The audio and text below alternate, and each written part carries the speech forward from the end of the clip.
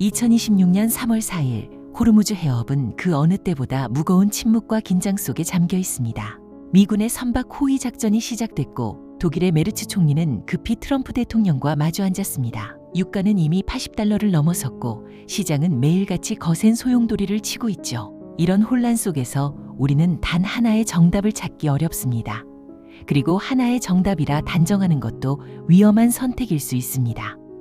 지금 필요한 건 현상을 바라보는 입체적인 시각일지도 모릅니다. 그래서 오늘 저희는 지정학과 경제 분야에서 가장 영향력 있는 5명의 거장이 현재 지정학적 큰 그림을 어떻게 보는지 알아보고자 합니다. 피터 자이안부터 에드 야데니까지 이들이 바라보는 이란 전쟁의 결말은 놀라울 정도로 서로 다릅니다. 어느 누구의 말이 옳다고 단정 지을 수는 없습니다. 다만 이들의 서로 다른 시나리오를 차분히 따라가다 보면 여러분 스스로 이 혼돈을 뚫고 나갈 나름의 이정표를 발견하실지도 모르겠습니다. 오늘 이 영상에서 나름의 해답을 찾으시길 바랍니다. 자, 여러분, 솔직해집시다. 지금 호르무즈 해협 때문에 세상이 끝날 것처럼 난리들인데 제 눈엔 그저 과거의 유령에 시달리는 걸로만 보입니다. 제 대답은 간단합니다. 그래서 뭐 어쩌라는 거죠? 많은 분이 제게 묻습니다. 미국이 왜 해협을 안 지키냐고요? 아니, 1970년대 오일 쇼크 때나 미국이 중동 눈치를 봤지. 지금은 2026년입니다. 우리는 세계 최대의 석유 생산국이고 셰일 혁명으로 에너지 자립을 끝냈어요. 우리가 왜 남의 나라 바닷길을 지키느라 우리 귀한 돈과 병력을 써야 합니까? 그럴 이유가 단 하나라도 있나요? 제 지도를 좀 보세요. 해협이 닫히면 유가가 $150로 상승할 겁니다. 네, 맞아요. 그런데 그게 누구한테 재앙일까요? 미국? 아니요. 텍사스 유정들은 축제를 벌이겠죠. 진짜 지옥은 이란 기름 없으면 공장 문 닫아야 하는 중국, 그리고 러시아 가스 끊기더니 이제 중동 기름까지 막혀버린 유럽입니다. 독일의 메르츠 총리가 왜 트럼프를 만나러 왔겠어요? 협상이 아닙니다. 제발 우리 물건 좀 사달라고, 우리 좀 살려달라고 구걸하러 온 겁니다. 트럼프가 해협을 열어줄까요? 저라면 안 그럽니다. 미국은 이제 세계의 경찰이라는 피곤한 직업에서 은퇴했거든요. 라이벌들이 에너지 부족으로 스스로 무너지는 걸 지켜보는 것만큼 남는 장사가 어디 있습니까? 기억하세요. 지리는 곧 운명입니다. 미국은 이제 세상이 필요 없지만 세상은 미국의 에너지가 없으면 죽습니다. 결말은 뻔하죠. 미국은 더 부유해질 거고 나머지는 각자 도생하다 사라질 겁니다. 이게 제가 보는 냉혹한 현실입니다. 자, 이제 누가 진짜 위기인지 보이시나요? 방금 피터 자이안의 이야기를 들으셨죠? 지도가 예쁘긴 하네요. 이론적으로는 완벽합니다. 하지만 피터가 간과하고 있는 치명적인 결함이 하나 있습니다. 바로 정치적 제약 조건입니다. 여러분, 정치인은 이데올로기를 위해 움직이는 성자가 아닙니다.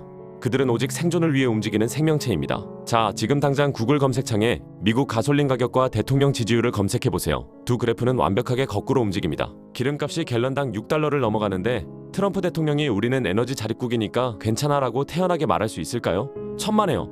당장 오래 있을 선거에서 유권자들이 그를 심판할 겁니다. 트럼프는 그 누구보다 이 생존 본능이 뛰어난 사람입니다. 제가 늘 강조하는 말이 있죠. 정치는 이데올로기가 아니라 주가지수에 굴복합니다. 지금 시장을 보세요. 나스닥이 발작을 일으키고 채권금리가 치솟으며 월가가 비명을 지르고 있습니다. 트럼프에게 이 비명 소리는 전쟁을 계속하라는 신호가 아니라 당장 거래를 성사시키라는 강력한 압박입니다. 트럼프 대통령이 왜 독일의 메르츠 총리를 만났을까요? 자이안의 말처럼 구걸을 받으러 간 게 아닙니다. 시장의 발작을 멈추기 위해 유럽과 손잡고 이란에게 던질 거절할 수 없는 제안 더 딜을 설계하러 간 겁니다. 트럼프는 전쟁광이 아닙니다. 그는 극단까지 공포를 밀어붙인 뒤 시장이 무너지기 직전에 극적으로 합의를 끌어내는 지정학적 도박사입니다. 결론을 말씀드리죠. 지금의 유가 폭등과 주가 폭락은 전쟁이 길어질 신호가 아닙니다.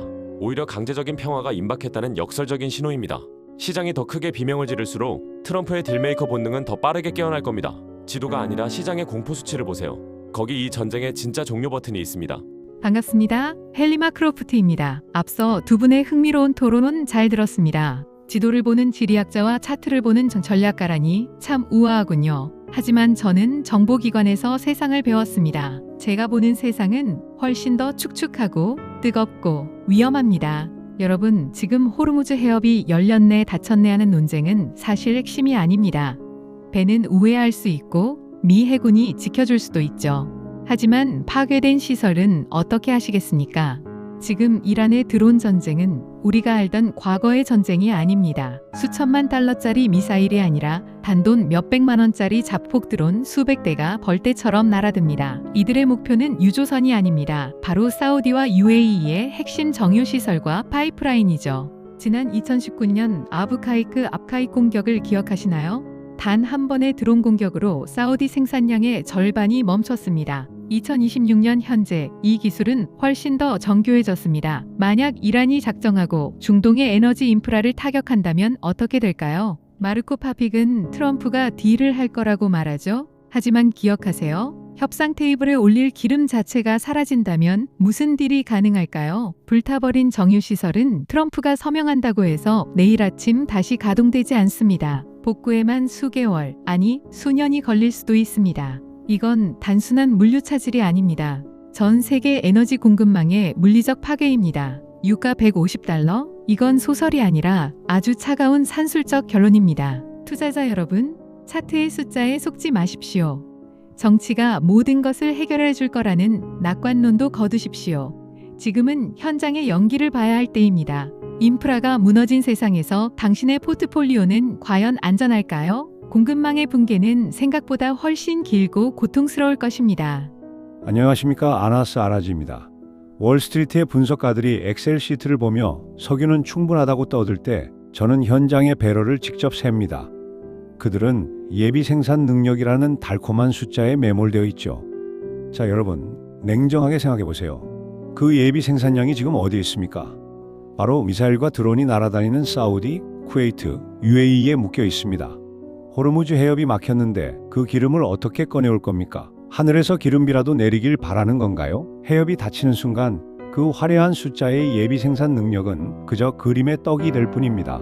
더 심각한 건 미국의 비상신용카드가 한도 초과라는 사실입니다.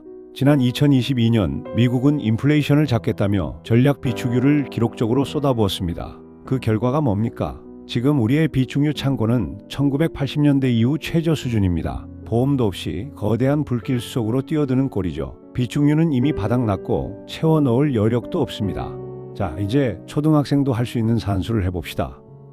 전 세계 석유 소비량의 20%, 매일 2천만 배럴이 이 좁은 해협을 지납니다.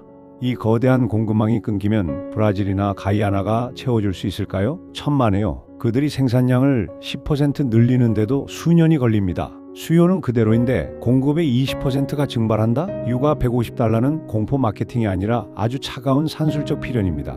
제가 평생을 바쳐 강조해온 말이 있습니다. 석유는 달러처럼 찍어낼 수 없습니다. 연준이 종이 조각을 찍어내듯 석유 배럴을 만들어낼 수는 없다는 뜻입니다. 실물 경제의 냉혹한 법칙을 무시하지 마십시오. 데이터는 거짓말을 하지 않습니다. 여러분은 이 숫자가 말하는 진실을 감당할 준비가 되셨습니까? 안녕하십니까? 에드 야덴입니다.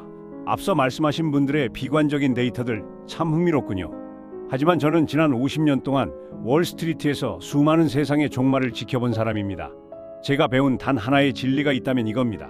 주식시장은 언제나 공포의 벽을 타고 오른다. 여러분, 과거를 보십시오. 1990년 걸프전, 2003년 이라크 침공, 그때마다 전문가들은 유가가 폭등해 세계 경제가 무너질 거라고 경고했습니다. 하지만 결과는 어땠나요? 시장은 잠시 흔들렸을 뿐 결국 기업들의 실적과 성장에 힘입어 더 높이 솟구쳤습니다. 2026년의 이란 전쟁 역시 역사의 긴 흐름에서 보면 하나의 노이즈일 뿐입니다. 물론 유가가 오르겠죠. 하지만 우리에겐 70년대에는 없던 강력한 방패가 있습니다. 바로 AI 생산성 혁명입니다. 지금 기업들은 인공지능을 통해 과거와는 비교도 안 될 정도로 효율적인 경영을 하고 있습니다. 에너지가 조금 비싸진다고요? AI가 만들어내는 비용 절감과 이익 창출이 그 충격을 충분히 상쇄하고도 남습니다. 제가 주창해온 포효하는 2020년대는 아직 끝나지 않았습니다. 아니, 이제 막 본궤도에 오르려 하고 있죠. 지금처럼 전쟁 뉴스가 신문 일면을 도배하고 모두가 유가 150달러를 외치며 투매할 때가 바로 제가 말하는 피크 피어, 즉 공포의 정점입니다. 역사적으로 가장 큰 수익은 모두가 공포에 떨며 도망갈 때 미래의 성장을 믿고 남은 사람들의 몫이었습니다. 트럼프와 메르츠 총리가 악수를 하고 유가 거품이 빠지는 순간 시장은 무섭게 튀어오를 겁니다. 기억하십시오. 공포는 짧고 성장은 깁니다. 지금의 혼란은 더 큰 강세장을 위한 눌림목일 뿐입니다. 여러분, 흔들리지 마십시오. 포효하는 2020년대는 여전히 현재 진행형입니다. 지금까지 2026년이란 전쟁과 육아를 바라보는 5명의 거장, 그들의 치열한 시나리오를 모두 만나보셨습니다. 미국의 독주를 예견한 자이안부터 시장의 반전을 믿는 야데니까지 여러분의 마음을 움직인 관점은 무엇인가요? 누군가는 육아 $150의 재앙에 대비해 금과 에너지를 챙길 것이고 또 누군가는 $60의 하락을 확신하며 혁신 기술주에 집중할 겁니다. 결국 투자의 세계에 단 하나의 정답이란 없습니다. 오직 여러분의 철학에 가장 잘 맞는 대응만이 있을 뿐이죠. 여러분은 어떤 미래에 베팅하시겠습니까? 한번 자이안부터 5번 야데니까지 지금 바로 댓글로 여러분의 선택을 남겨주세요. 여러분의 소중한 의견이 혼돈의 시대를 뚫고 나갈 새로운 투자 지도가 됩니다. 오늘의 통찰이 유익하셨다면 구독과 좋아요 부탁드립니다. 시청해주셔서 감사합니다.